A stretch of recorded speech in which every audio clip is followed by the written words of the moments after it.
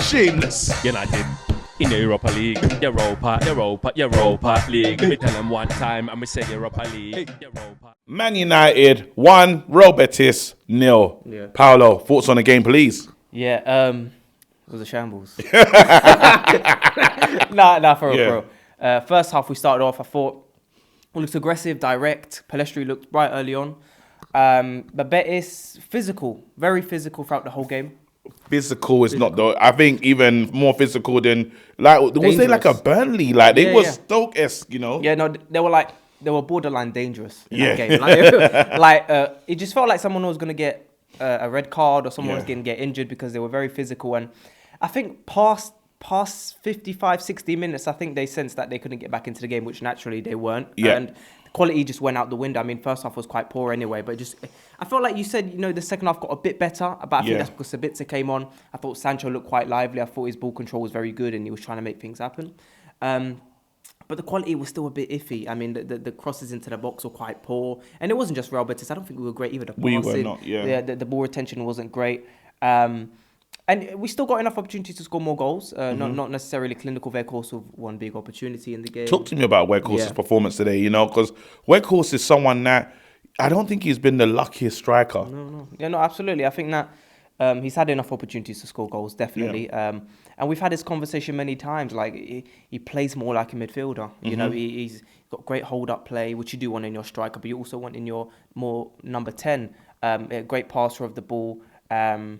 You want him to be a bit more of a threat in the air, really, and he's not really offering that. Like, we're literally counting every game how many headers he's winning. I think he won 2 today. Yeah, do you know what I mean? Like, for us to be counting that, it just shows that he's not really that much of a threat. For the tallest player in the team, I think I've said this before. I think he struggles with his size at times because he's so big, like 6'7", 6'8". It must be hard for him to almost control his weight, and the timing of his jumping even at times when it comes to like aerial battles is quite awkward, and I think he struggles with that.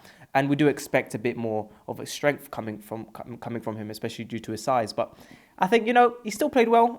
He was a decent outlet, and talk to me about him and Facundo's relationship as well, because Facundo came in. I don't know if that was your bright spark for you. No, absolutely. I felt like he was the bright spark in this team. I mean, even you can sense Rashford, who's been in great form this whole season, was trying to force things, ball carrying a bit too long and then losing possession of the ball, trying to do everything themselves. Do you know what it felt like today? Talk to me. In pro clubs, when you're playing by yourself, everyone leaves and you're just playing by yourself with just no one in your team and just pressing X to get the ball back to you. That's what it felt like today. Rashford just kept trying to do everything himself. Sabitzer, when he came on, I think done very well as well. I thought he was the engine there, making a lot of good runs into the box as well.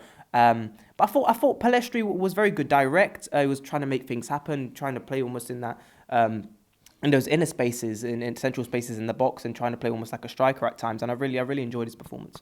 You know what? But it's going forward. Because you talk about the next tie and the games on the weekend. Yeah. Do you think it's a game where you say, Facundo, get start again against Fulham, or is it a play that you say, actually, I've seen enough of you, and I'm going to bring someone else in?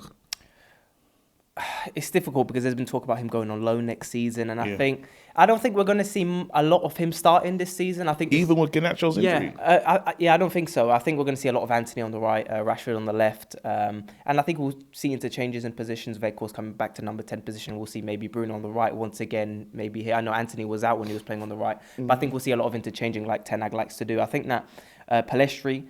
I think he'll become just more of a bench player towards the end of the season. And I know there will be rotation. Like, we'll see, we've got 2 weeks off now. And then we've got a bunch of important games in April. Last game's on Sunday against Fulham. Big game. I don't think very big game. Again, because Man United, again, they're still in these tournaments. Still plodding away. Hopefully, I think the draw for Europa League is tomorrow.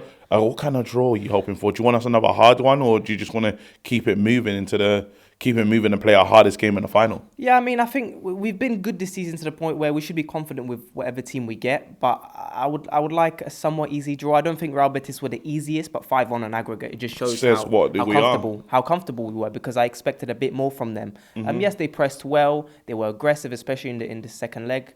But the quality wasn't there as I expected it to be. They've got some decent players in their team, so.